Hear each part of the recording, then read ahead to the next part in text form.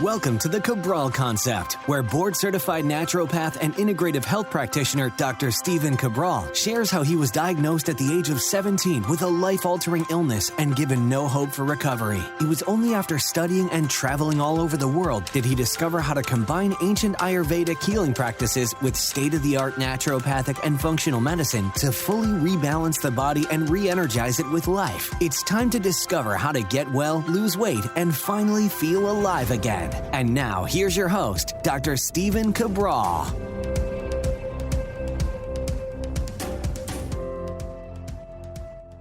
Welcome back, everyone. We are here today with episode 2575 of the Cabral Concept. We're going to be talking about the top 9 symptoms of heavy metal toxicity. There are more, of course. Anytime it causes inflammation in the body. So you could take anything, food allergies, you could take gut-based issues, and there's always going to be a lot of different symptoms because they cause inflammation, and inflammation then can move anywhere in your body. But what I want to show you and share with you from a clinical perspective, what are the symptoms you need to be looking out for so that if you are not running a minerals and metals test to look for heavy metals that you can do right at home, what I want you to know is you can use this quiz or these symptoms that I'm talking about here today to see if you should do something like a heavy metal detox or be careful about the different areas that you may accumulate heavy metals from. So I always like to be able to give you things that are actionable. So what I want to do here, if you've never heard about heavy metals, is talk about them just for a minute or two, and then the 5 main ways that you're exposed to heavy metals, and then the different symptoms that may come up from them. And I have lots of shows on heavy metals, so I'm going to link those up today, stephencabral.com/2575.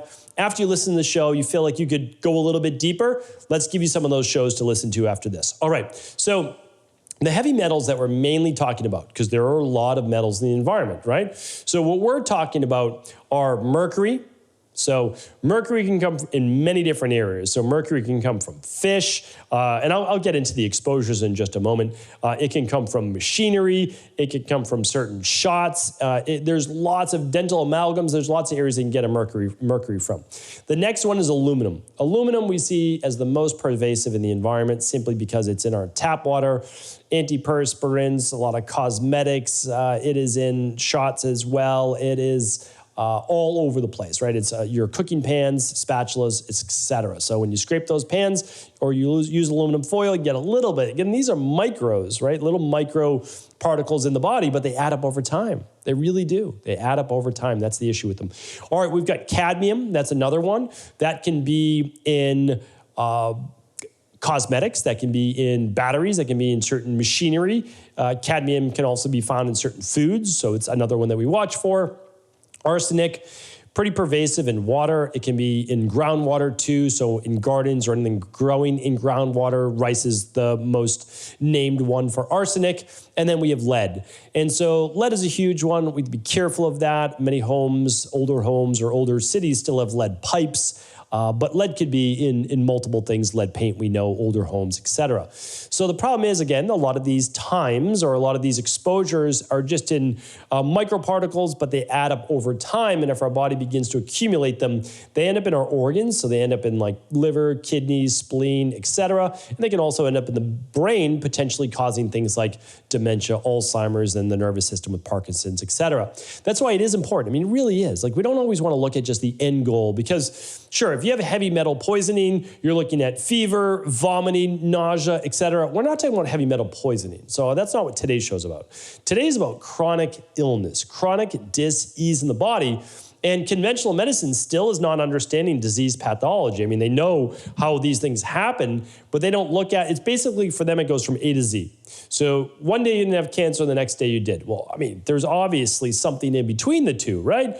One day you had high cholesterol, or more specifically, cardiovascular issues. And, you know, the year before you tested and you were fine. Well, I guess it just came in the last 12 months, right? Or 6 months. That's not how the body works. Not even close. We know that Alzheimer's, they thought that Alzheimer's just came about. Well, Alzheimer's is created decades before.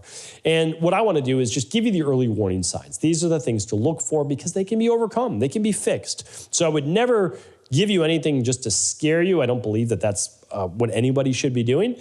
You should be knowing and understanding that there's always an answer. These are the underlying root causes that we're talking about. And it's not difficult to rebalance the body. Typically 6 to 12 weeks. That's all that it takes for most people. Honestly, that's the truth. Okay, let's get into the 5 main ways people are exposed. The first one's environmental. I might do a whole show on this specifically, but for right now, environmental, water pollution, it's the truth, pesticide sprays on our food and our lawns, which can have heavy metals in them, not as much, but they absolutely can. I mean, even some organic pesticides have high levels of copper in them.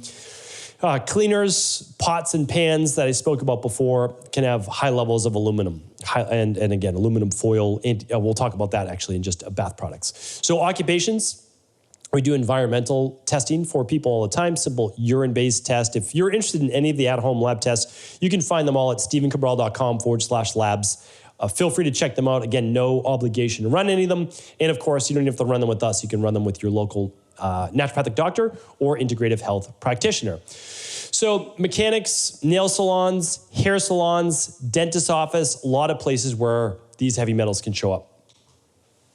Okay, so again, if you're working there at one of these places, I want you to make sure that you're especially careful. But the other part is that if you attend or you're at any of these places quite often, it can affect you as well. Just in the air, these things are vaporized as well. All right, for food, processed food, fish. So there are fish that are higher in mercury. I will link up a podcast to share that one with you, stephencabral.com/2575. We want to look at rice, making sure that rice is not containing arsenic. A lot of processed foods contain things like bromine, but they can also contain cadmium as well. Certain medicines, I cannot give you the scope of all of the medicine that contains heavy metals in them. Maybe I'll do a specific show on that, because if I gave you the list of medications right now, first of all, it'll be quite long, but the second is there are new medications being created literally every week. So what you can do, and I want to recommend this for you, is that you type in your medication and you just say heavy metals. So like, are there heavy metals in statins? Are there heavy metals in your thyroid medication? And I think you'd be surprised, but you're going to find things like fluoride, et cetera. And these can be quite dangerous. So also inside of medications, there's that part. There's the shots that I've been talking about. There's also joint replacements. I know it's not a medication, and mercury amalgams, the silver fillings inside your teeth, can have anything from nickel, aluminum, mercury, et cetera. So if you haven't read The Rain Barrel Effect yet, I would definitely recommend reading that before you might have those removed, because it's going to share with you the safest way to do that as well. And the last one is bath products. Deodorants contain aluminum. I should say most antiperspirants contain aluminum. A lot of makeup does as well. So lots of shows on that. Again, all of this is in the Rain Barrel Effect as well. So just making sure that you have those. So what I want to get to now that I gave you a little bit of an intro, are the 9 main symptoms, which is today's show. That's what that's all about, of heavy metals. So I'll go a little bit into some. Most we've been talking about on the show before, but I just want to make sure you can use this as kind of a quiz for yourself if you decide not to do heavy metal lab testing. Okay, so brain fog is a big one. Let's take one step back. Heavy metals create inflammation. Heavy metals can end up in your digestive tract. They can end up in your organs. We talked a little bit about your spleen, your liver, your kidneys, your brain as well. And so what I want you to understand is whenever there's inflammation, and there's inflammation in a specific area, it can affect that area of the body or systemically. So inflammation in the brain, yes, but also just with the overall nervous system is going to cause brain fog, all right? So inflammation also affects the mitochondria, causing fatigue as well. So a lot of people with heavy metals have really bad fatigue. So I had Addison's disease, but chronic fatigue, myalgic encephalomyelitis, I could tell you I had lots of mercury. I had high levels of mercury. I had to detox those before I could really get well. Many people, it shows up as anxiety and depression or an exacerbation of PTSD. So tics or anxiety, depression, really prevalent. Headaches, migraines is another big one, because all it takes is just a little extra inflammation. You start to constrict the blood flow or increase blood flow, typically not the case, up to what's called the trigeminal area. It's the area on the neck right behind the ear that can cause headaches or migraines. The fifth one is systemic inflammation. So the systemic inflammation that we just spoke about before means whole body, systemic. It's everywhere, right? It's the entire system of the body. Well, what does that often look like? For many people, it looks like allergies, or it looks like postnasal drip, or it looks like low-grade asthma. Now, mold could cause all of those too. Any of the stealth pathogens. If you don't know what stealth pathogens are, we will link up that podcast for you too. And that will be at stephencabral.com/2575. So what I want to share with you on that as well is that systemic inflammation also leads to the breakdown of your genetic weakness, right? So for a lot of people in my family, it's an autoimmune issue called rheumatoid arthritis, which I want to get to towards the end. But always remember that inflammation goes to that already a traumatized area, so like with an injury, or the weak area that you're susceptible to. So the next one is going to be digestive issues and bloating. And with digestive issues and bloating, the reason why this is so important is that many times the heavy metals cause inflammation in the gut, which leads to then intestinal permeability, which then leads to an exacerbation of the immune system, which we're going to talk about in number 9. Now, before that happens, though, there can also be a buildup of biofilms. And biofilms are a gel-like and fibrin-like structure that helps protect the parasites, the yeast, and the bacteria that may be growing and living below them. Now, heavy metals are quite useful for biofilms because they add more rigidity to them. This is why whenever we do a heavy metal protocol, we do like to include those biofilm disruptors. The one that we use is called fluorofilm. Number 7 is chronic pain. Many people dealing with chronic pain and putting its cause into something else. Like, oh, I had an injury, I'm getting older, I'm sleeping in the wrong bed, whatever it might be. Keep in mind that heavy metals that create inflammation, which they pretty much all do, could be one of the sources of your chronic pain. Number 8 is night sweats. So often we blame night sweats on hormonal-based issues, and many times that is absolutely the case. But if you check for hormonal issues, if you checked for parasites, it very well may be heavy metals. And number 9 is this, autoimmune imbalances. Think about this. By taking in too much mercury, you may be affecting your thyroid and Hashimoto's thyroiditis. How could that possibly be? Well, when you are taking in what's called a haloid group metal, those metals could be things like bromine or bromides. It could be things like chlorine from water or vapors, gas. It could be from mercury as well. There are others, but those are the main ones. Whenever you take those in, you are displacing iodine. And you need iodine in order to make thyroid hormone. Without it, you're not making enough hormone. You can obviously medicate yourself through that, but why not find the underlying root cause? But the other thing that mercury can do is can actually cause inflammation in the thyroid, in an immune system attack on the thyroid due to potentially mercury in the tissues. So please do not take an endocrinologist's one-sided viewpoint of saying, oh, it's just genetic, and leave it at that. I always recommend getting to the underlying root cause. If you didn't have Hashimoto's at 5 years old, why do you have it at 15 or 25 or 35? I know you might have a genetic predisposition to it, just like I do to rheumatoid arthritis, but it does not mean that you have to have it. So my recommendation is that we check for heavy metals because maybe they end up in the tissues of the joints and we get RA. Maybe they end up in the nervous system and we get MS. Maybe they end up in other organs and we get lupus, right? So what I want us to do is always ask why. Why do I have an autoimmune issue? Why do I have cardiovascular issues? Why do I have type 2 diabetes? Why do I have high blood pressure? Why do I have cancer? Why do I have these things? If you ask why enough, you are going to get your answer. You really will. Now, it doesn't mean you're done. Okay, so now you have your answer. Maybe it's heavy metals. Maybe it's high levels of mercury. Maybe you ran a minerals and metals test and you found this out. Great. So now you know. What do we do? Well, after that, we begin something called a heavy metal detox. Well, first, I should say this, whether it's mold or parasites, eliminate the source. Eliminate the source. So if you're living in a house with mold, got to get rid of the mold, right? Got to move, or get rid of the mold. That's what I did.